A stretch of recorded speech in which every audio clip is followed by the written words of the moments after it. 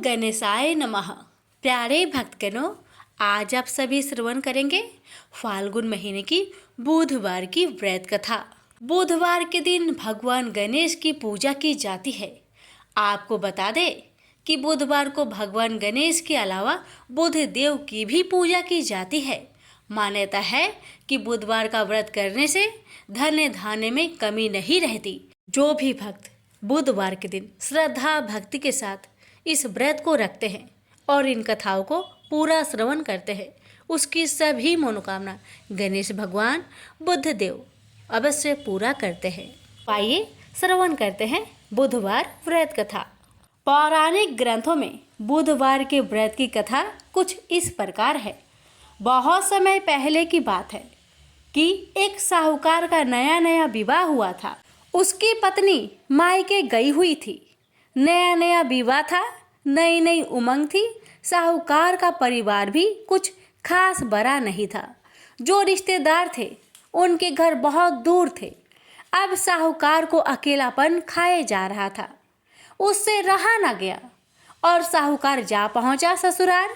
साहूकार की बड़ी आव भगत हुई, लेकिन ससुराल में तो अपनी पत्नी से खुलकर बात करना दूर, सूरत देखना तक मुश्किल हो रहा था।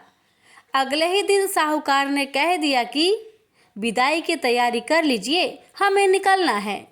अब संयोगवश वह दिन था बुधवार का। सास ससुर ने समझाने का बहुत प्रयास किया कि बेटा, आज बुधवार का दिन है, इस दिन बेटी की विदाई नहीं करने का रिवाज है। लेकिन साहूकार नहीं माना और कहा, मैं इस सब बातों को नहीं मानता, आप हमें जाने का आशीर्वाद दीजिए। अब अपने दामाद के आगे सास ससुर की कहाँ चलने वाली थी। मन मसोर कर तैयारी करनी पड़ी। बेटी की विदाई कर दी गई। अब चलते चलते रास्ते में साहूकार की पत्नी को प्यास लग जाती है। साहूकार जैसे पानी लेने के लिए जाता है तो वापस आते ही उसकी हैरानी का कोई ठिकाना नहीं रहता। अपने ही हमशक्ल को गाड़ी में पत्नी के बगल में बैठे देखता है। उसकी पत्नी भी एक शकल के दो दो व्यक्तियों को देखकर परेशानी में पड़ गई कि उसका पति कौन सा है। जैसे ही साहूकार ने पत्नी के पास बैठा व्यक्ति से पूछा कि वह कौन है, तो वह पलटकर जवाब दिया कि भैया, मैं तो फला नगर का साहूकार हूँ और फला नगर से अपनी पत्नी को ले जा रहा हूँ। तुम बताओ, तुम कौन हो जो मेरा भेष धरकर यहाँ तक कबाब में हड्डी बनने के लिए आधम के हो। ऐसे बहसबाजी करते करते दोनों में झगड़ा बढ़ गया। झगड़े को देखते हुए राज्य के सिपाही वहां आ पहुंचे और साहूकार को पकड़ लिया। अब सिपाही भी चक्कर में कि दोनों की शक्ल एक समान है। उन्होंने साहूकार की पत्नी से पूछा कि उसका पति इनमें से कौन सा है। वह बेचारी क्या जवाब देती। तब साहूकार ने हाथ जोड़ लिए और भगवान से विनती करने लगा कि हे भगवान, यह आपकी क्या माया है। तभी आकाशवाणी हुई कि मूर्ख, याद कर कुछ देर पहले ही तूने अपने सास ससुर की आज्ञा ना मानकर भगवान बुध का अपमान किया और बुधवार के दिन तू अपनी पत्नी को लेकर चल पड़ा, जबकि तुझे इस दिन गमन नहीं करना चाहिए था। यह स्वयं बुध देव है जो तुम्हें सबक सिखाने के लिए तुम्हारे भेष में है। तब साहूकार ने कान पकड़कर माफ़ी मांगी और आगे से कभी भी ऐसा न करने का वचन किया और बुधवार को नियम पूर्वक व्रत पालन करने का संकल्प किया। तब जाकर साहूकार के रूप में प्रकट हुए बुध देवता अंतर्ध्यान हो गए और साहूकार अपनी पत्नी को लेकर घर जा सका। इस घटना के पश्चात साहूकार और उसकी पत्नी दोनों नियमित रूप से बुधवार का व्रत पालन करने लगे।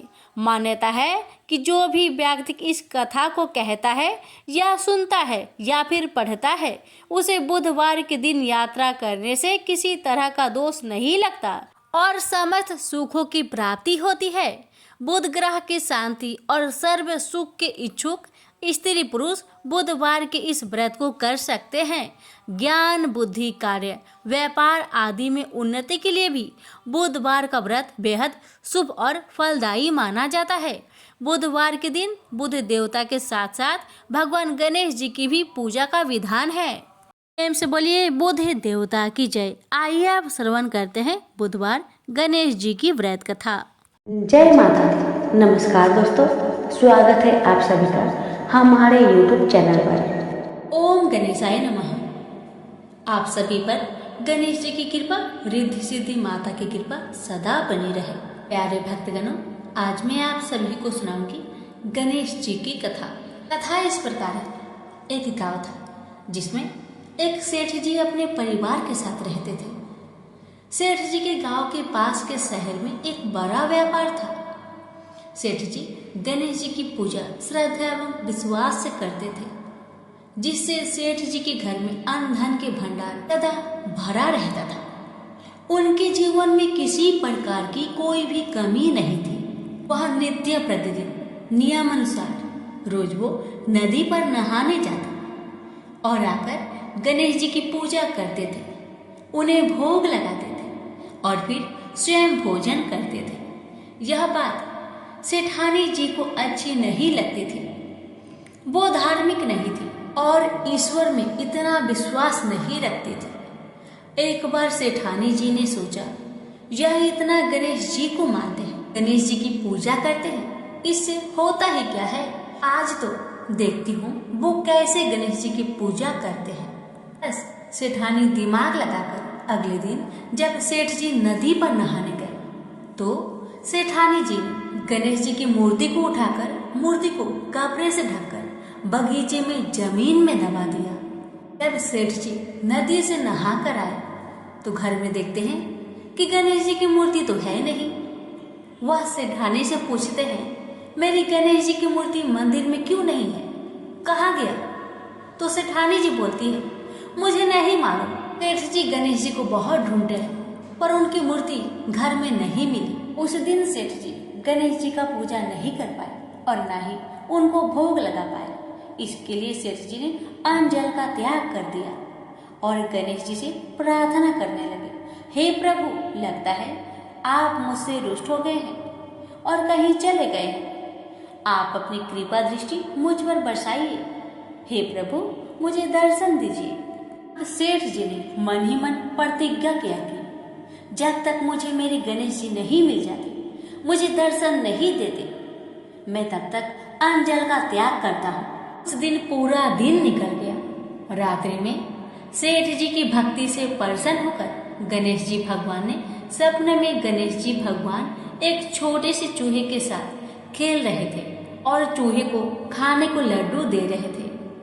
चूहा लड्डू लेकर बगीचे में जाता है और जमीन को खोदता है और लड्डू वहीं डाल देता है। अचानक सेठ जी की नींद खुल जाती है। सेठ जी बगीचे में जाते हैं और वहीं खोदने लगते हैं जहाँ पर उन्होंने चूहे को सपने में लड्डू दबाते हुए देखा था। ठीक वहीं पर खोदते हैं।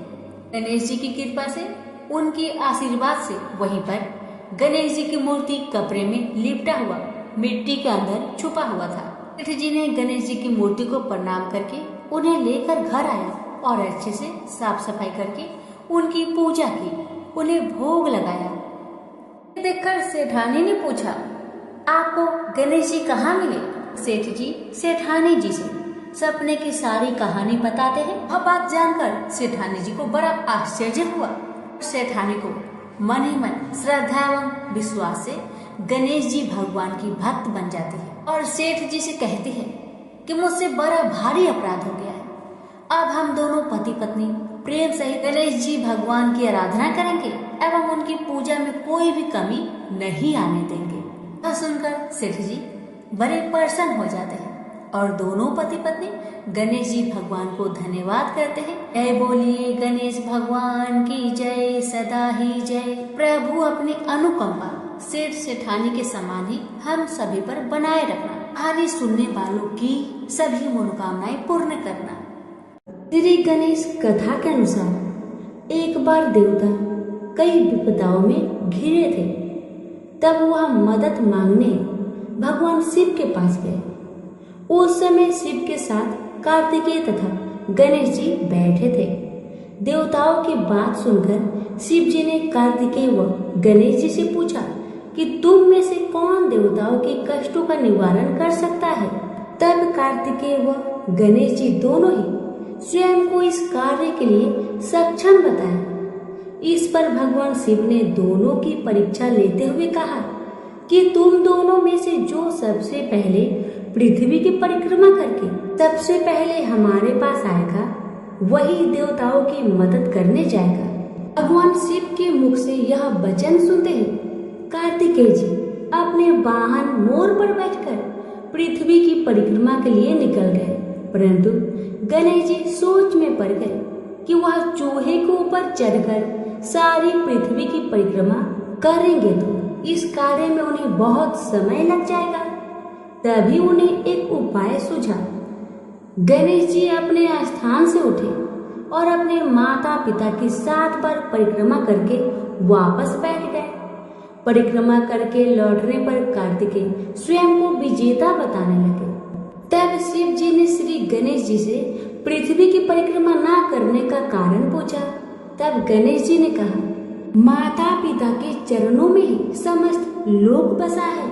यह सुनकर भगवान शिव ने गणेश जी को देवताओं के संकट दूर करने की आज्ञा दी। इस प्रकार भगवान शिव ने गणेश जी को आशीर्वाद दिया कि चतुर्थी के दिन जो तुम्हारा पूजन करेगा और रात्रि में चंद्रमा को अर्घ्य देगा उसके तीनों पाप यानी दैहिकता, दैविकता तथा भौतिकता दूर होंगे। इस व्रत को करने से व्रतधारी के सभी तरह के दुख दूर होंगे और उसे जीवन की भौतिक सुखों की प्राप्ति होगी।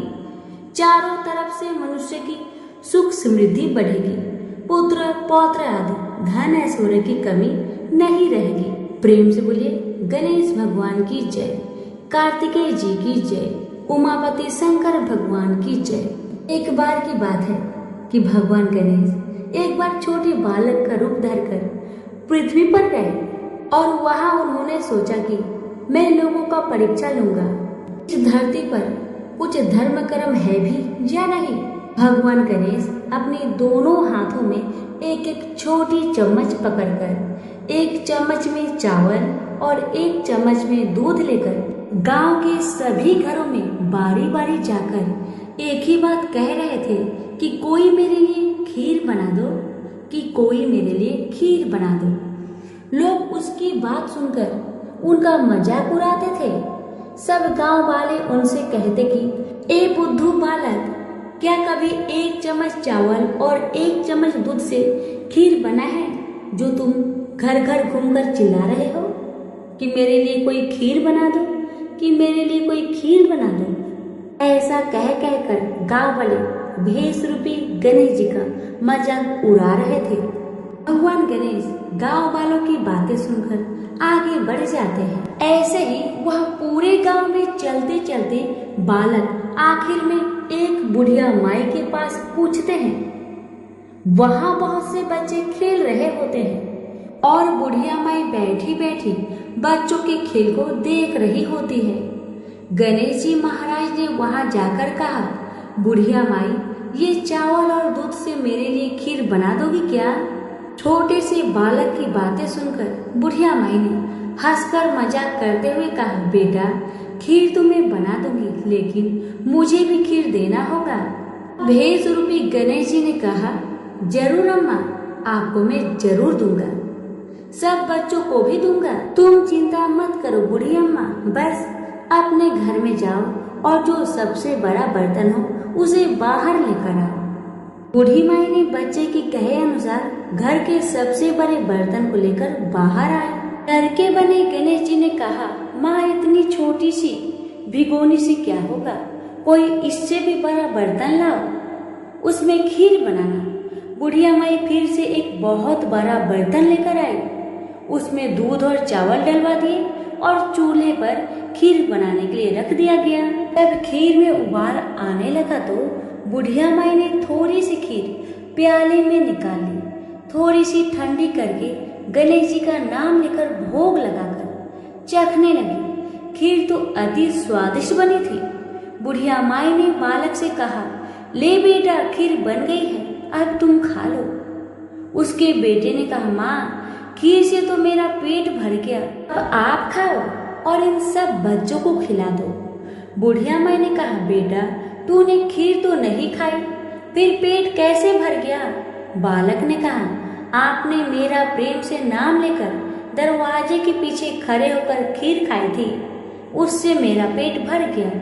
बुढ़िया माई समझ गई कि यह बालक तो भगवान गणेश का ही रूप है। वह खीर सभी बच्चों को खिला दी जो वहां खेल रहे थे, उन्हें भी खिलाई, तो भी बर्तन भरा हुआ था। अब गांव के सभी लोगों को बुला बुलाकर बुढ़िया माई ने खीर खिलाई तो सभी सोच में पड़ गए कि इस गरीब बुढ़िया के पास इतनी सारी खीर कहाँ से आई। अंत में बुढ़िया माई को गणेश जी ने आशीर्वाद दिया कि और जो खीर बच गई है उससे तुम घर में पीछे खारा खोदकर गाड़ो। फिर कुछ दिन बाद वो खीर सोना बन गई। बुढ़िया माई अब तो आनंद और ठाट बाट से रहने लगी। गणेश जी की कृपा से बुढ़िया की सारी दुख तकलीफ समाप्त हो गई। प्रेम से बोलिए गणेश महाराज की जय। एक बार गणेश जी महाराज एक सेठ जी के खेत में से जा रहे थे तो उन्होंने 12 दाने अनाज के तोड़ लिए। फिर गणेश जी के मन में पछतावा हुआ कि मैंने तो सेठ जी के यहाँ चोरी कर ली। तो गणेश जी सेठ जी के 12 साल की नौकरी करने लग गए। एक दिन सेठानी राख से हाथ धोने लगी तो गणेश जी ने सेठानी का हाथ पकड़कर मिट्टी से हाथ धुला दिया। सेठानी सेठ से बोली कि ऐसा क्या नौकर रखा है, नौकर होकर उसने मेरा हाथ पकड़ लिया। सेठ जी ने गणेश को बुलाकर पूछा कि तुमने सेठानी का हाथ क्यों पकड़ा? तो गणेश जी ने बोला कि मैंने तो एक सिख की बात बताई है। राख से हाथ धोने से घर की लक्ष्मी नाराज होकर घर से चली जाती है और मिट्टी से हाथ धोने से आती है। सेठ जी ने सोचा कि गणेश है तो सच्चा।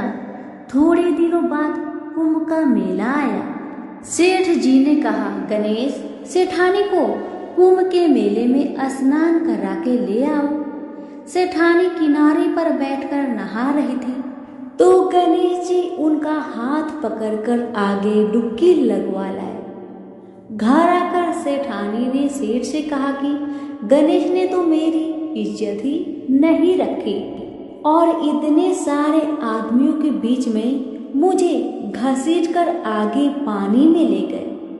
तब सेठ जी ने गणेश जी को पूछा कि ऐसा क्यों किया?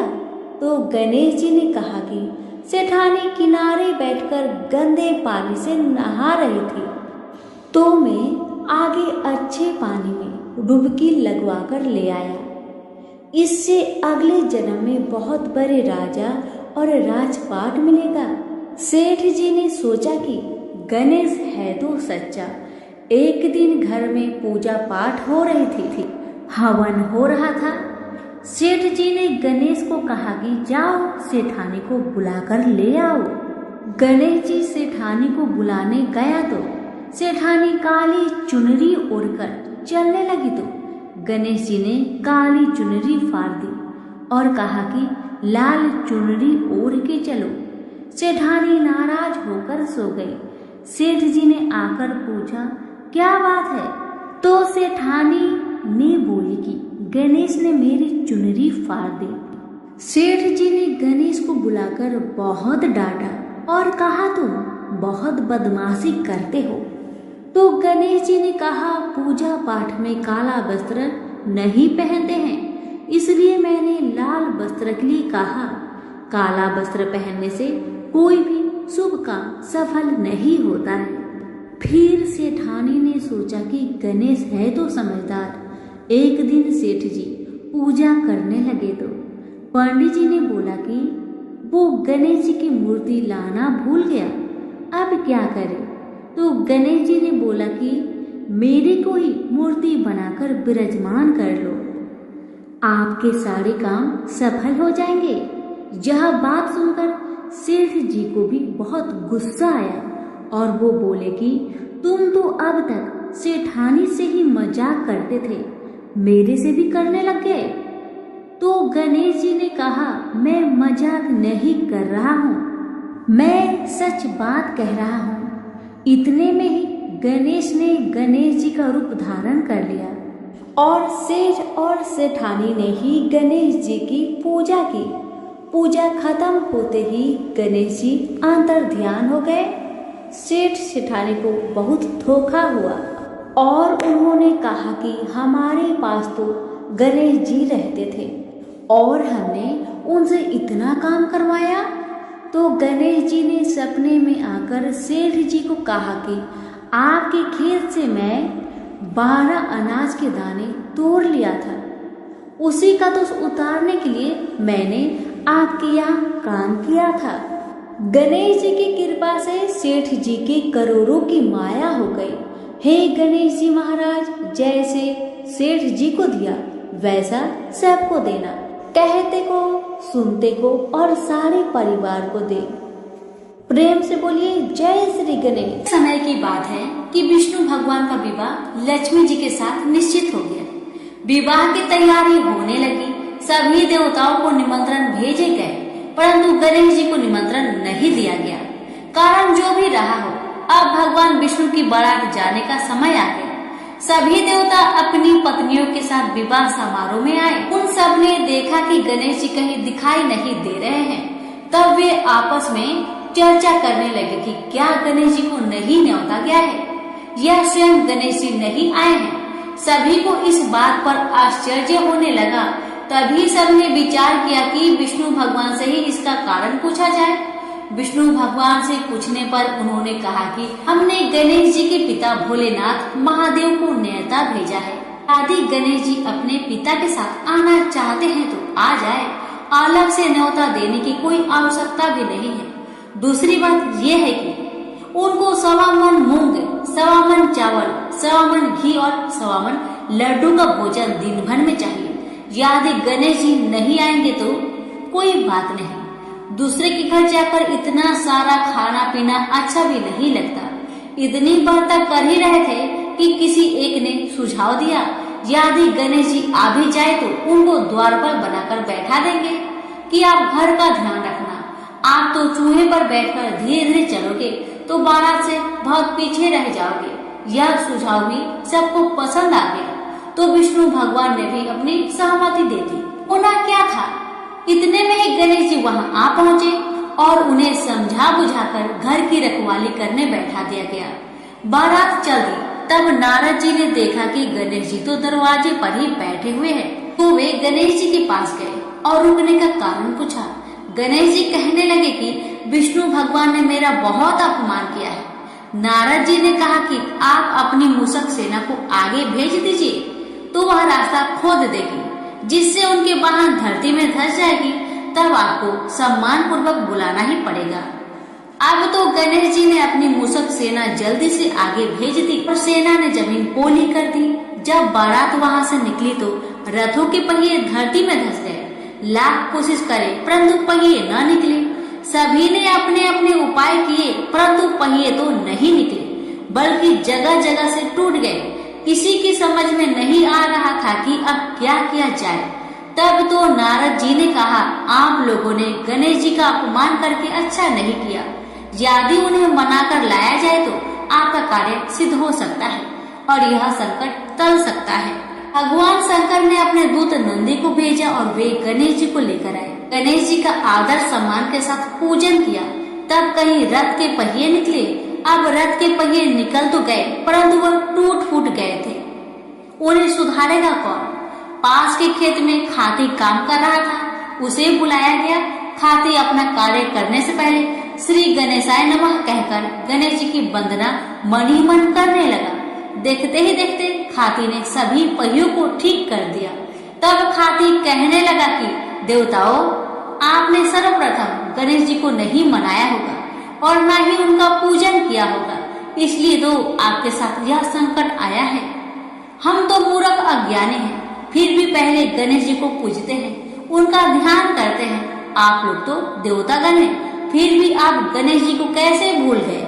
अब आप लोग भगवान श्री गणेश जी की जय बोलकर जाए तो आपके सब काम बन जाएंगे और कोई संकट भी नहीं आएगा। ऐसा कहते हुए बारात वहां से चल दी और विष्णु भगवान का लक्ष्मी जी के साथ विवाह संपन्न करा के सभी सकुशल घर लौट आए। हे गणेश जी महाराज, आपने विष्णु को जैसे कारज सरियो ऐसा कारज सबका सिद्ध कर जो। बोलो गजानन भगवान की जय। बुधवार 40। जय गणपति सद्गुण सदन कविवर बदन कृपाल, विघ्न हरण मंगल करण जय जय गिरिजालाल। जय जय गणपति राजू मंगल भरण करण शुभ काजू, जय गज वदन सदन सुखदाता विश्व विनायक बुद्धि विधाता। बकर टोंडे सूची सुंडे सुहावन, तिलक त्रिपुंडे भाल मन भावन। राजित मणि मुक्तन उर्माला, स्वर मुकुट सिर नयन विशाला। पुस्तक पानी कुठार त्रिशूलंग, मोदक भोग सुगंधित फूलंग। सुंदर पीताम्बर तन साजित, चरण पादुका मुनि मन राजित। धनि शिव सुवन सदानन भ्राता, गौरी लल्लन विश्व विधाता। रिद्धि सिद्धि तौ चवर डुलावे, मूषक वाहन सोहत द्वारे। कहो जन्म शुभ कथा तुम्हारी, अति सूचि पावन मंगलकारी। एक समय गिरिजा राजकुमारी, पुत्र हेतु तप किन्ही भारी। भयो यज्ञ जब पूर्ण अनुपा, तब पहुँचियो तुम धरि द्विज रूपा। अतिथि जाने के गौरी सुखारी, बहु विधि सेवा करी तुम्हारी। अति प्रसन्न है तुम बर दीन्हा, मातु पुत्र हित जो तप किन्हा। मिलही पुत्र तुम्हें बुद्धि विशाला, बिना गर्भ धारण यही काला। गजनायक गुण ज्ञान विधाता, पूजित प्रथम रूप भगवाना। असकहि अंतर्धान रूप है, पालना पर बालक स्वरूप है। बनी शिशु रोदन जब ही तुम ठाना, लखी मुख सुख नाही गौरी समाना। सकल मगन सुख मंगल गाही, नभते सूरन सुमन वर्षवाही। शंभु उमा बहुदान लुटा वाही, सुर मुनि जन सुत देखन आही। लखियति आनंद मंगल साजा, देखन भी आए सनी राजा। निज अवगुण गुण सनी मन माही, बालक देखत चाहत नाही। गिरिजा कुछु मन भेद बधाओ, उत्सव मोर न सनी तू ही भाओ। कहत लगे सनी मन सकुचाई, कहत करी हो शिशु मोहि दिखाई। नहीं विश्वास उमा करे भाऊ, सनी सो बालक देखित कहाऊ। परत ही सनी दृंग कौन प्रकाशा, बालक सिर उड़ गयो आकाशा। गिरिजा गिरी विकल है धारिणी, सो दुख दशा गयो नहीं वरनी। हाहाकार मचियो कैलासा, सनी किन हो लखी सुत को नासा। तुरंत गरुड़ चढ़ी विष्णु सिधाए, काटी चक्र सो गज सिरिलाए। बालक के धर ऊपर धरियो, प्राण मंत्र पढ़ शंकर डारियो। नाम गणेश शंभु तब कीन है, प्रथम पूज्य बुद्धि निधि वर दीन है। बुद्धि परीक्षा जब शिव किन्हा, पृथ्वी की प्रदक्षिणा लिन्हा। चले सडानन भरे में भुलाई, रची बैठ तुम बुद्धि उपाई।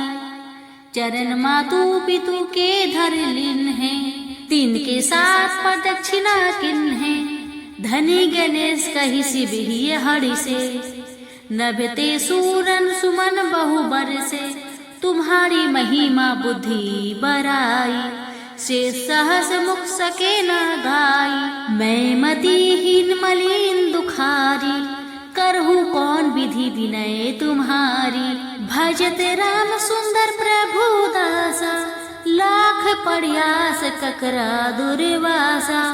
अब प्रभु दया दिन पर कीजे, अपनी शक्ति भक्ति कुछ दीजे। प्रेम से बोलिए गणेश महाराज की जय। अब श्रवण करें गणेश जी की आरती।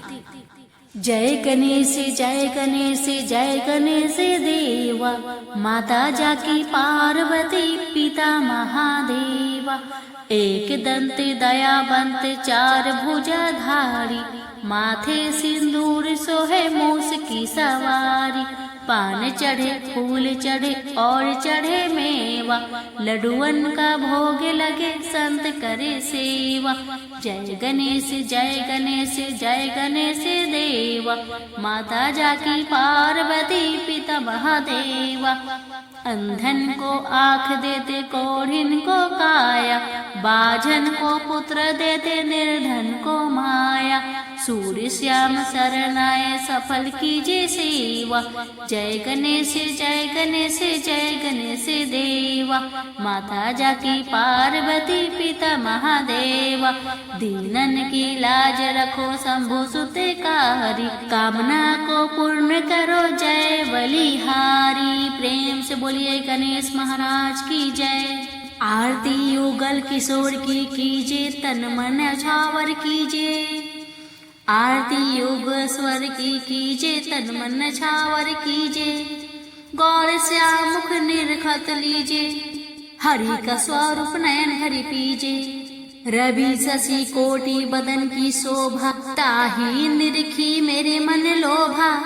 ओढ़े नील पीठ पटे साड़ी, कुंज बिहारी गिरिवर धारी। फलन की सेज फुलन की माला, रत्न सिंहासन बैठे नंदलाला। मोर मुकुट कर मुरली सोहे, नटवर कला देखी मन मोहे। कंचन धार कपूर की बाती, हरियाय निर्मल भई छाती। श्री पुरुषोत्तम गिरिवर धारी, आरती करे सकल ब्रज नारी। नंद नंदन ब्रिज भानु किशोरी, परमानंद स्वामी अभी चल जोरी। प्रेम से बोलिए बुद्ध देव की जय।